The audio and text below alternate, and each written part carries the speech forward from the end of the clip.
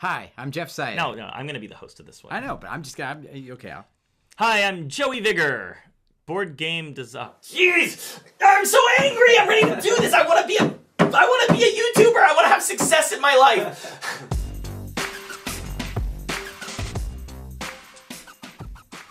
People ask, how do I get people to come to my house to play board games?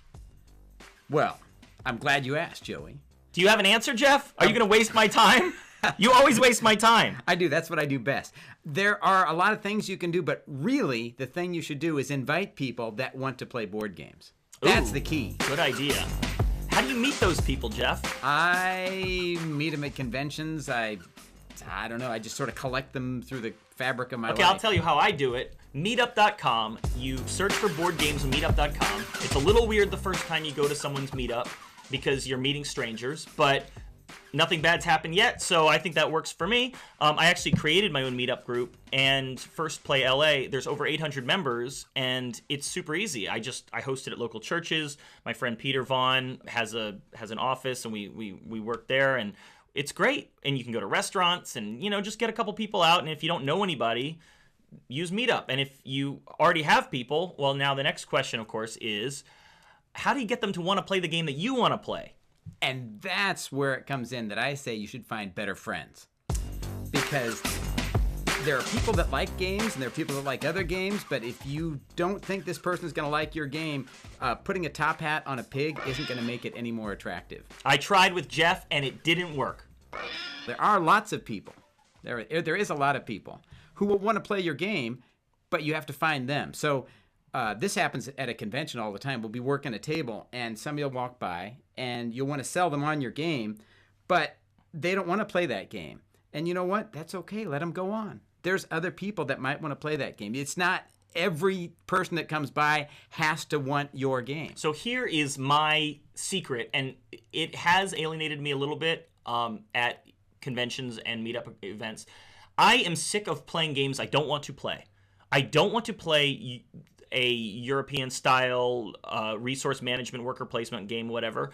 I already know I won't like it. Don't try to sell it to me. In fact, what I'm going to do instead is I'm going to take a game that I want to play, I put it on the table, I set it up, and everyone else thinks, well, that's presumptuous. And then they sit down and they play the game and they like it, right? Or they might think, ooh, that guy, he looks all alone. I guess I'd better sit down and introduce myself. And they find out I'm not a freak and they want to play the game.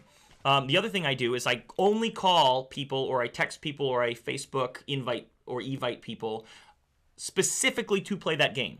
I'll say, hey, do you guys want to come over and play Infinity, a miniatures game? Oh, that's a great idea because oftentimes, particularly when we go to the gaming retreat and we got a ton of people there, we'll say, what do you guys want to play? I don't know, let's play this, or I don't like that. But if you say, hey, do you want to come over and play Dune, as you did, Dune. And I said yes, and I came over and we played Dune. Dune. There was no half an hour of, well, I kind of like it. It was just if anybody who didn't want to play Dune wasn't there. So one thing I like to do, especially when it comes to things like my new game is called Growl, so it's like a werewolf style game. Try to host a theme night. If you encourage the gamers to come out and actually have a whole thing, they dress up maybe, you make werewolf themed cookies, maybe the people who are going to stay late, you all get together and watch, The Howling or one of these werewolf movies, Dog Soldiers. And then you sit down and you play the game that you want to play. Or maybe you play werewolf, to end the night, but you play, light werewolf-y card games earlier. I'd play Growl before I'd play werewolf. Well, whatever. The point is, you make it a theme night. You have little party favors. People will love it. I did that with I'm not even a Breaking Bad fan, really, but my brother was living with me years ago, and we had a bunch of people over for Breaking Bad. He had made, like, the blue, meth candy. Yeah, rock candy. Right. And it was great. We watched the show. What game did you play? We watched Breaking Bad. But did you play a game? No. Oh, well. But it's the theme night. That's the point. Theme nights are good. We wanted to have a party, and we made it work. So, this idea of finding better friends, it's easy enough to say. I will say this. If you're an internet guy and you don't have a lot of friends locally, just convert them. Convert your online friends to real friends. It really does work. Maybe they live kind of locally, but not really that close. I got a friend who lives in Santa Monica. I don't see him that often. It's 405 traffic. But honestly, if I just reach out, he shows up. Who cares? It's not my problem if he's stuck in traffic. I'm the one hosting, right? You don't have to worry so much about other people's feelings. People really do want to be asked to play board games. They just aren't maybe a little bit more timid, or maybe you're slightly less timid than them, and so when you ask them, they'll jump at the chance.